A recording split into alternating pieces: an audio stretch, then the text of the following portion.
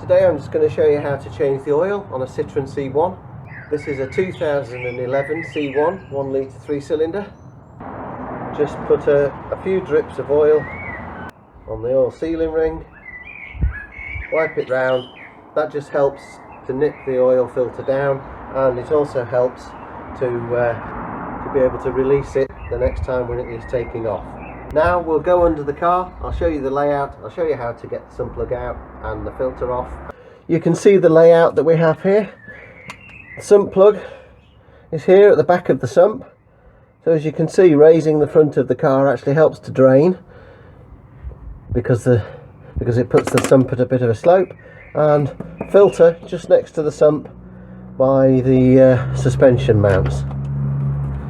So first job, 14mm socket. Just loosen off the sump plug. Now pull your oil pan into place. As you can see, I prefer a big wide oil pan. I've taken the dipstick out so that as oil drains from the sump, air can be drawn back into the sump through the dipstick hole. Once your oil flow from the sump has reduced to a dribble, take your filter removal tool, expand it to fit over the filter, just undo it in the conventional anti-clockwise direction. Use your tool to loosen it off about a turn or so, and then you should be able to do it by hand the rest of the way quite easily. Now, as you'll see, you will get some oil flow from around the filter housing. So once that starts, I usually allow that to reduce to a dribble as well before I do any more. Like so. Some more oil will come out, and there you go. As you can see, the filter has a thread in the middle. On the filter housing, there's a stud with a hole in it that's also threaded. Putting the new filter back on is simply the reverse process. I'll show you using this filter. Just put it up to the stud in the middle and just screw it back on and screw it up hand tight. Put the sump plug back in, wipe round. You might have to push your drain pan out of the way. Just nip it up hand tight, fairly hand tight, and that's as much as you need to go. For the filter, when you put your new filter on, make sure it's clean and use clean hands or wear rubber gloves or something so you've got some grip. Grip the filter, and again, just hand tight. Having oiled the ring before you put it on, as I showed you previously. Drained the engine from underneath, as I showed you. Made sure I've put the sump plug back in and it's torqued back up. I've also removed the old oil filter and fitted the new one. So now I'm ready to fill up with fresh oil.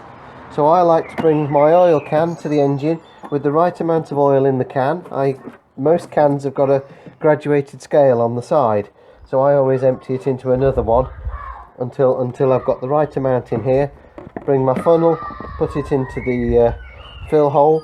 Usually leave the dipstick just pulled out slightly so that air can escape as this goes in, and then simply pour in. With this method, you don't have to worry about being too dainty and accurate with your pouring and not spilling any. Let the funnel dribble out, use a cloth to catch any drips, and put back the filler cap and push back into place the dipstick. There's no point in checking the level on the dipstick now, because of course the oil filter is still empty. Now the specification for the oil capacity on this engine is 3.1 litres according to the Haynes manual. So I've actually put in fractionally under 3 litres.